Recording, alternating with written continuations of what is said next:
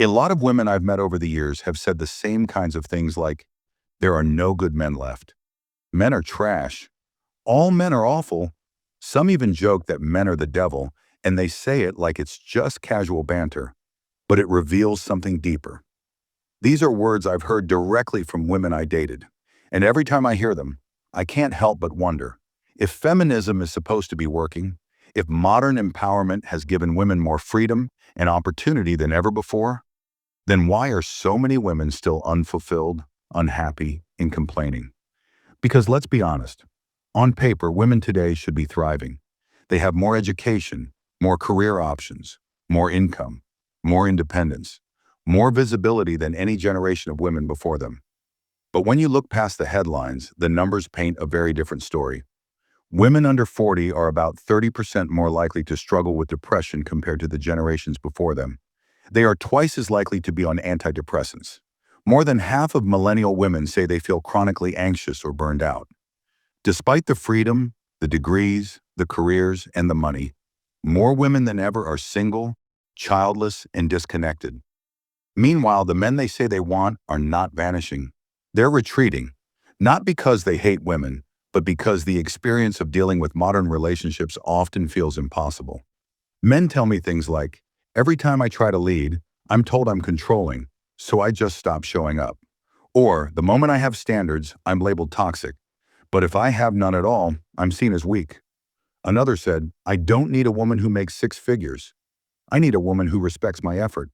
These aren't excuses. They aren't whining.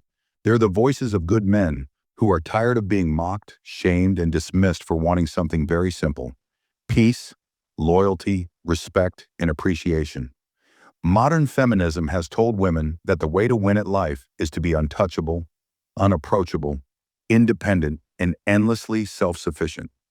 On one hand, that message gave women opportunities that their grandmothers never had. On the other, it came with a cost. It told women that needing men or respecting men is a weakness. It encouraged rebellion over respect, visibility over virtue, and vibes over wisdom. And in that shift, many women didn't just lose good men, they lost themselves.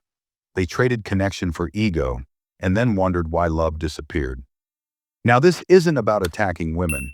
This is a mirror, a reality check, a wake-up call. Because good men still exist, but they're not willing to fight against a wall of entitlement, disrespect, or endless combat in their own homes. Men are saying the same things over and over again. They want honesty, not just honesty when they ask a direct question, but transparency, being open before it even becomes an issue. Men want loyalty, which isn't just about not cheating, but about carrying yourself with integrity in public and private, so he never has to wonder where you stand.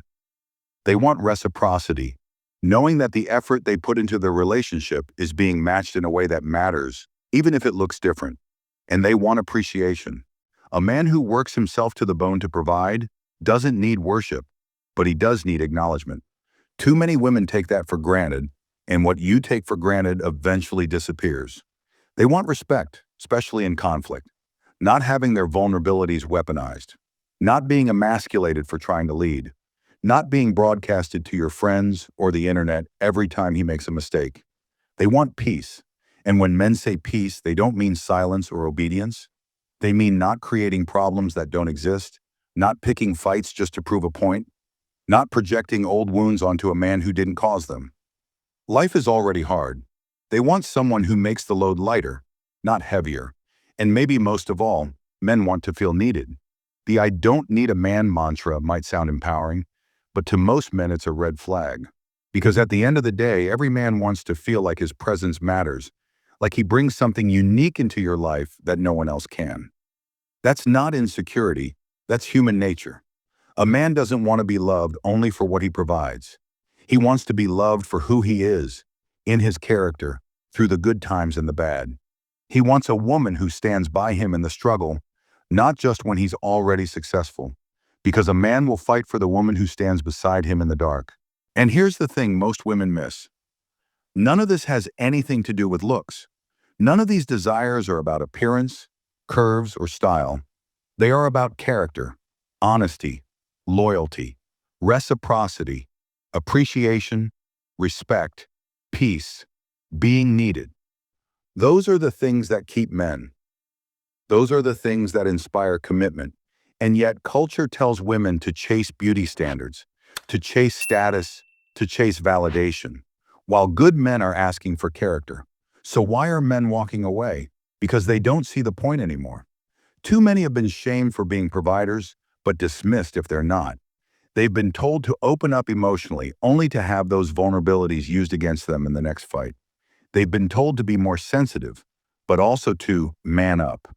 The rules keep changing, and for many men, it feels like the game is rigged.